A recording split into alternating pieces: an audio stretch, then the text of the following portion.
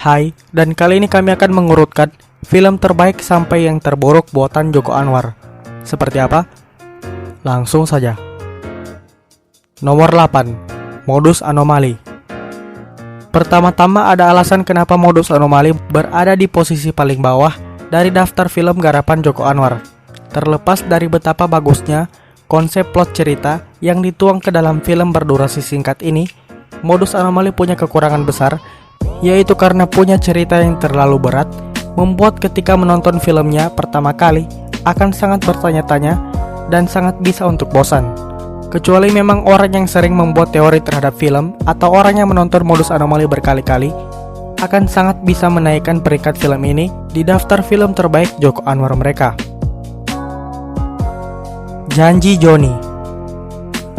Mungkin banyak yang tidak tahu kalau Joko Anwar yang terkenal sebagai sutradara film horor atau thriller pernah membuat sebuah film romance Indonesia. Tak hanya karena bergenre romance, tapi hal yang membuat Janji Joni sangat berkualitas adalah pembawaan cerita yang sangat-sangat bisa dinikmati dengan sedikit bumbu komedi di dalamnya. Jadi secara tidak langsung, penulisan skenario menjadi satu hal yang penting yang membuat Janji Joni berkualitas. Perempuan Tanah Jahanam. Menjadi film yang berdiri sendiri dan ditulis langsung oleh Joko, Perempuan Tanah Jahanam tidak hanya horor spiritual, tapi sebagai horor thriller yang menghadirkan ketegangan yang sangat intens dalam perjalanan ceritanya. Plot cerita di sini menjadi sajian utama yang cukup menarik dengan cerita terstruktur, walaupun akhirnya terlalu dipercepat karena alasan durasi di bagian akhir film. Pengabdi Setan. Secara keuntungan, bisa jadi Pengabdi Setan ada di dalam daftar teratas film Joko Anwar dan karyanya yang paling terkenal. Bisa dilihat, film originalnya saja sudah sangat berkualitas dan menyeramkan. Dan Joko Anwar berhasil membuat film horor Indonesia yang disebut paling seram. Khususnya tak hanya mengandalkan adegan jumpscare, film ini juga menunjukkan agama satanisme sebagai bagian dari plot film yang sebenarnya hal itu sangat jarang ada di film horor tanah air. Gundala. Nah, Gundala ini benar-benar film yang beda dari Joko Anwar karena merupakan adaptasi dari buku komik dengan judul yang sama dan seperti soft remake dari versi jadul Gundala Putra Petir.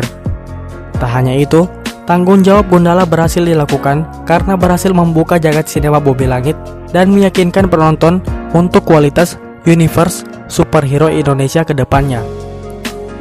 Bagi para fanboy dan nerd, khususnya, Gundala menghadirkan fanservice yang sangat berlimpah ruah.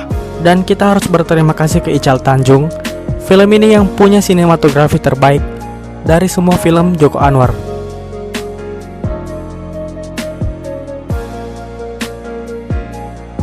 A Copy of My Mind. Satu hal yang membuat Copy of My Mind menarik untuk ditonton karena berisi banyak sindiran politik yang masih bisa masuk di era sekarang. Tak hanya itu, Joko Anwar kali ini juga menampilkan sindiran terhadap pembajakan film yang marak dilakukan di Indonesia. Plot cerita di film ini walaupun tidak bisa kita lihat sehari-hari, tapi masih bisa dipercaya terjadi di masa sekarang.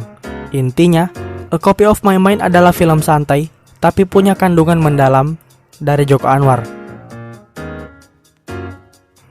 Di posisi kedua ada Kala. Sebagai film setelah Janji Joni yang mengangkat namanya, Joko Anwar menjadi berani mengangkat cerita yang mungkin tidak untuk penonton umum Indonesia. Tapi dari idenya saja, Kala That Time sudah bisa dibilang adalah karya jenius karena mengangkat cerita dari legenda harta karun presiden pertama yang dibuat menjadi cerita fiksi paling menarik. Apalagi dengan banyaknya plot twist, membuat performa Fachri Albar di sini semakin patut untuk diapresiasi. Khususnya karena set Indonesia di sini terlihat menarik karena nampak asing namun cukup familiar. Pintu Terlarang.